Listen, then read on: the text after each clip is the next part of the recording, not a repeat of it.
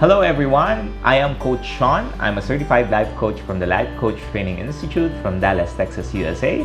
And welcome to Time Out, where we talk about the hurdy-burlies of couple relationship. As a life coach, I empower people to be mentally fit so that they can start taking control of their life, to be in the driver's seat that finally fills a hole in their heart that brings them joy, love, and peace. Our advocacy is connecting disconnected families, and we help couples resolve their marital conflicts to have peace, love, and joy in the relationship. Hindi po kayo nagkakamali. Hindi ko kasama si Coach Tin ngayon, and this is a special episode for this topic. We will talk about the different perspective of couples in married relationship. We do this episode every 12 noon at our Facebook and YouTube page. Do share this video so other people can be blessed, especially if you feel or you get something out of this talk. Thank you very much for being our subscriber, and do share your comments. We would appreciate if you can share your thoughts with us. On today's topic, we will talk about he says, she says. So, ang hirap i-pronounce, no? The issue that never gets resolved. Do you have an issue on a recurring basis that you never seem to resolve that every time, every day, every week, every month of your conversations, lagi siyang nauungkat at lagi siyang pinag-uusapan and hindi siya ma-resolve? So, bakit kaya ganun? Ano kaya yung nagiging challenge ng mga couples right now in resolving those issues? Well, there are two things that is really becoming a problem right now, and couples are not being able to resolve. The first one is communication, which a person's inability to express themselves to their partner, to have a deep understanding of each other. Do you know your partner? Do you really know them? I mean, on an emotional level, that's where I am coming from. Do you know them on an emotional level? And the second one is their boundaries. What are their boundaries? Each person expresses their partners at what they are comfortable of and what they are not comfortable of. O yun po yung mga boundaries. Ano po ba yung mga common boundaries? Sa sex life, sa finances, sa family, sa friends, sa personal space, and time. Ayan. Meron ka bang time sa sarili mo? Do you have a me time for you to start reflecting on who you are and what you want to be? So those are the two things that's becoming a struggle. So, jump tayo back in communication. Bakit ba nag-i-struggle yung mga relationship? On a man perspective, ito kasi yung nagiging problema namin sa mga asawa namin. One, sometimes you don't give us respect. Kumbaga, respeto doon sa pagiging tatay namin. And being the head of the family. Because sometimes, di ba, parang yung treatment is iniisip mo na lang lahat mali yung ginagawa ng asawa mo, and you never really consider what are the good things that's happening to that person. So, konting respeto lang, especially when you talk about the things that you say, na especially pressing issues, nasasaktan din naman kami. Lalaki lang kami, nasasaktan. Dumudugo din ang puso. And when you speak openly about your thoughts and your feelings, make sure that you allow your husband time as well to express themselves. Kasi pag nagkwento na yung asawa, binabara nyo pa. Imbis na sasabihin niya yung nafe-feel nila, hindi niya sasabihin kasi paulit-ulit na nangyayari yon. So, instead na kakausapin kita, ayun na lang kita kausapin kasi babarahin mo lang naman ako, hindi ka lang mamakikinig. So, wag na lang. And when your husband expresses their feeling, please let them feel heard.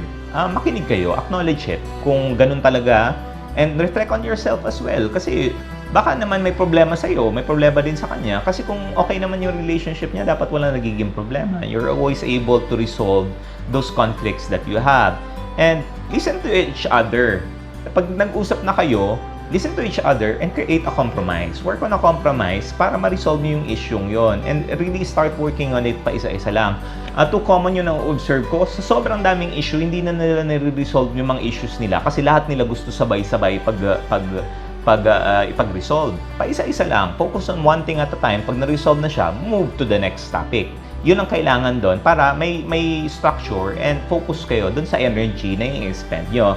And yun, sabi ko kanina, do not criticize each other. Especially yung men, pag kinakriticize lagi, nagdi-disconnect yung mga lalaki. So for women out there, please just respect the point of view of the man.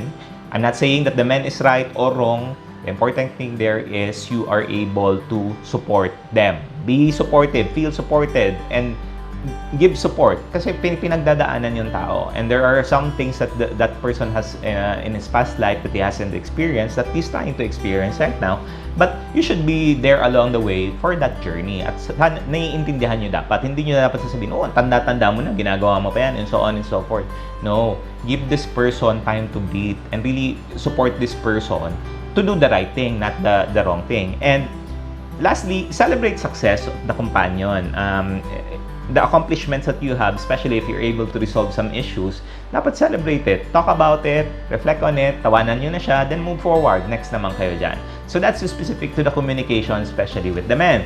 Yung boundaries naman, ano ba yung mga boundaries nyo sa buhay? There are some situations na gusto ko may me time, gusto ko ako naman makapag-isip lang ako sa sarili ko. Or yung iba dyan, pag nanonood, wag mo akong disturbuhin dito, gusto ko chill lang ako dito. Gusto mo maglaro, doon lang kayo, or manunood lang ako dito. And that's what men like.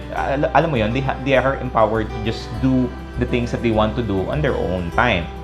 Allow each other to spend time with friends and family. May mga iba dyan na ayaw pa inumin, ayaw pa labasin, and so on. So, sa amin, as men, very irritating yun na parang, taka lang, parang kinokontrol mo na ako. Di ba dapat balance siya? So, dapat pag-usapan nyo siya, balik tayo sa communication, and dun sa boundaries mo na, sige, kailan ba ako pwedeng uminom? Kung iinom ba ako hanggang anong oras lang, or pag medyo late, may mga times talaga na minsan na-late yung uwi, ganong considerations. And you talk about the boundaries, like ikaw, kung gusto mo na, o gusto ko kasi maaga ka umuwi kasi I'm concerned about you, especially yung mga tao dyan nagmumotor.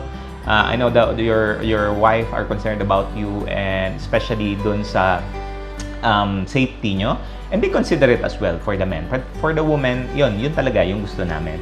And do not abuse technology to check with your partner. Yung lagi na lang tinitext, nakaka-irita yun sa amin as men, na lagi na lang sa owasan ka na, anong oras ka na uwi, and so on, uuwi ka ba, and so on and so forth. So, wag pa ulit-ulit. For men out there naman, please, inform naman yung wife. Inform them of your whereabouts kasi concerned siya sa'yo. Concerned siya sa whereabouts mo.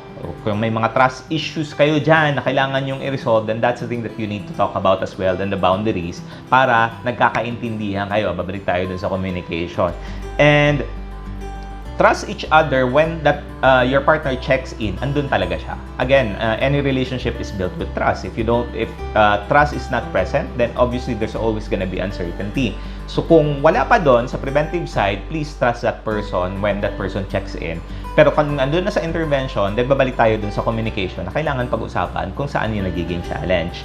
And do not pressure the partner of doing the things that you want for them to do. Again, the intention is for the individual to be in control of their life. They're not doing it because they need to, kasi it's a requirement because of the situation, because of the marriage, because of expectation of parents and the partner and the kids and so on. Dapat hindi nyo sila pinipressure. Dapat pinapaintindi nyo lang sa kanila kung anong gagawin nila at kung anong magiging impact sa relationship. And lastly, do not constantly accuse your partner of cheating and being unfaithful. Please lang. Kasi yun yung nakakaruin ng relationship. Hindi ko sinasabi na yung partner nyo may being unfaithful or they're not cheating, na may namin na kayo yung naririnig here and there about their stories. Then prove it. Find a proof na makikita mo na ganun talaga. And for the men out there, if you are cheating, please stop that. It's just not working with the relationship. Kung may opportunity or kung may kulang sa relationship nyo, you need to talk about it. And for women out there, please make the adjustment. Wag mo nyo namang i-shrug away lang yung needs ng husband nyo.